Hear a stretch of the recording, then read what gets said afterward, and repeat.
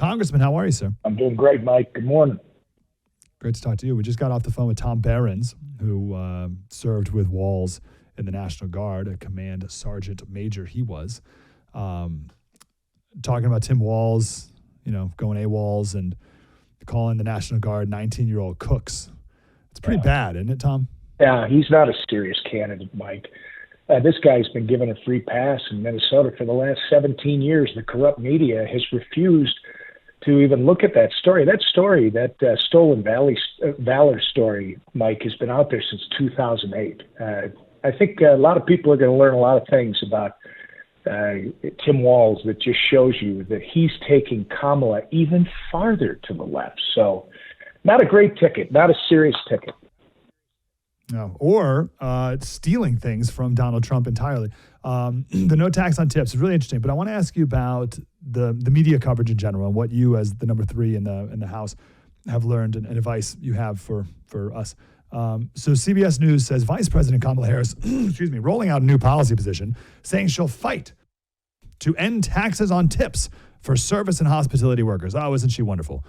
Here's the same CBS News. A couple months ago, former President Donald Trump's vow to stop taxing tips would cost the federal government up to $250 billion over 10 years. Can you believe what an evil, horrible monster he is?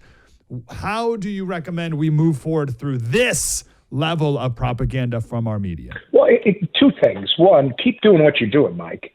When you put it out there so people can see the hypocrisy, it reaffirms what I believe most Americans already understand.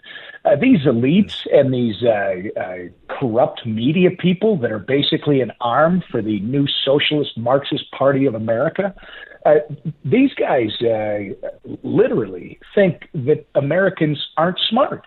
And they're wrong. I think Americans understand this. I think Donald Trump has probably brought it more into focus than anyone else in recent history. And I just keep doing what you're doing. You got to keep showing these people this is what they said then. Let's just go to this. 6 weeks ago, Mike, we were being told that Joe Biden is fit as a fiddle and can govern with the best of them. And Kamala Harris back 6 weeks ago was not a good alternative because she really doesn't have a whole lot going when it comes to foreign policy and the economy, economic growth. And here we are 6 weeks later. They unceremoniously ditched the candidate that got the votes.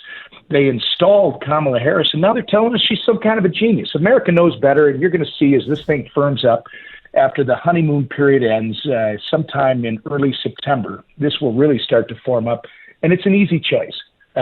Donald Trump already showed us what an economy looks like. Do you want Donald Trump's economy, or do you want the one that you've lived under for the last 3.5 years with 20% inflation and people can't buy homes? We saw what a secure border was under Donald Trump. Do you want that again, or do you want to continue with millions that are invading our southern border and all the criminals that are coming with them? And then there was peace and security around the world, Mike, when Donald Trump was in office. Do you want that? Or do you want what we have seen with the Russian-Ukrainian conflict, the terrorists that had brutally murdered Israelis, Jews? I think the choice is pretty darn easy. I hope people care about the issues versus just Obama 2.0, which is what they're doing. And they're doing a really good job with that. I don't think she has to do an interview from now until the election. I think she can get away with not doing an interview, which is pretty amazing. But Congressman, I'd love if we could spend some time here and really get our nerd on, because there's no one better at this than you, and looking at the House races. So we've talked to all the main senators who are running. Like, we got to win all those seats and win the Senate.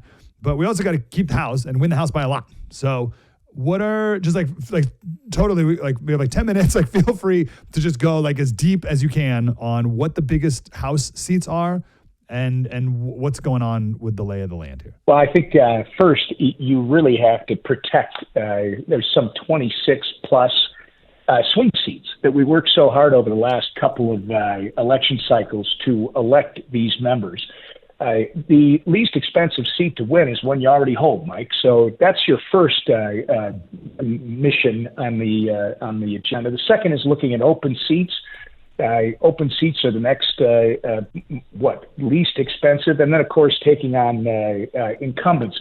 In this case, you take a look at three in particular. We've got three Trump seats out there, right? We've got Maine 2, that is a Donald Trump seat. He'll win it by somewhere between 5 and 10 points.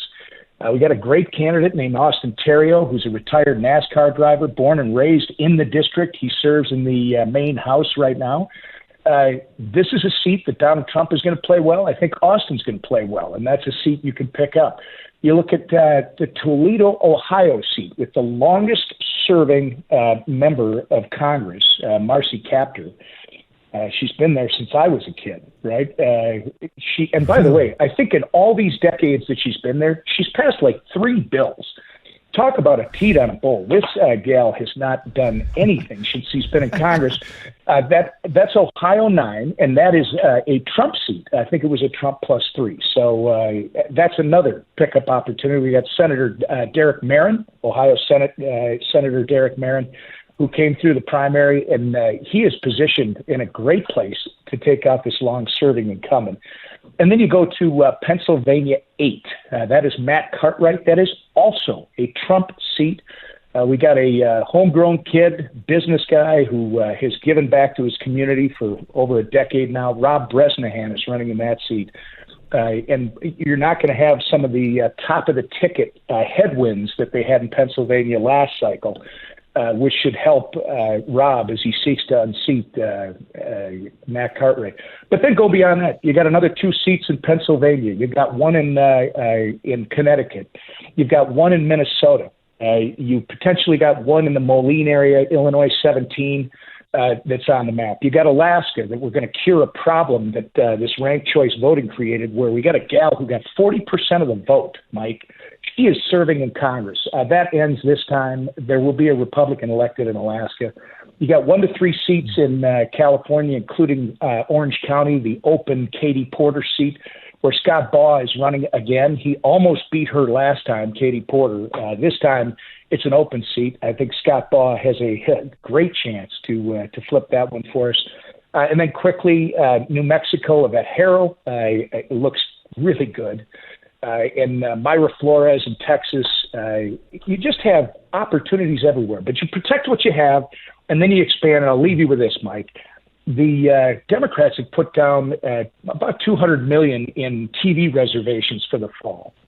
I don't think they're going to spend all that money because they don't have that much right now, and they'll raise some more. But regardless of what they end up spending, Mike, people need to understand the Democrats in the House Democrats, have put more than 60% of their money on defense, defending incumbents. If you believed you were going to win back the House, you would think that 60% plus of your money would be on offense. In fact, they're seeing what we see. I believe we hold our majority and we expand it come November 5th.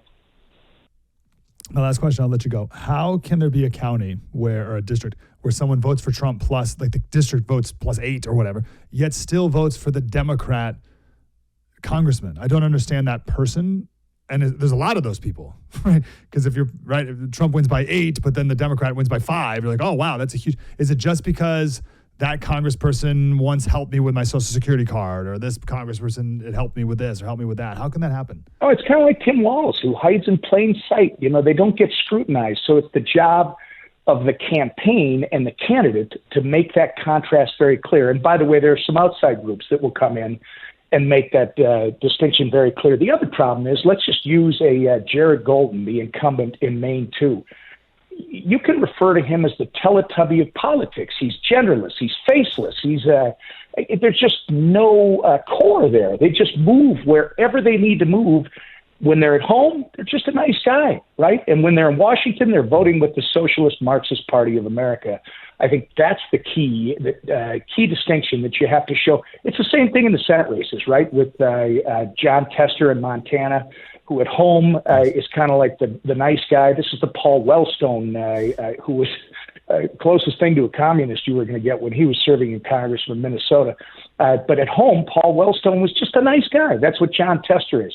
Sherrod Brown is another one, and Bob Casey in Pennsylvania is another one. It really is about the campaign making the contrast very clear, much like Donald Trump and J.D. Vance are going to do with Kamala Harris and Tim Walz.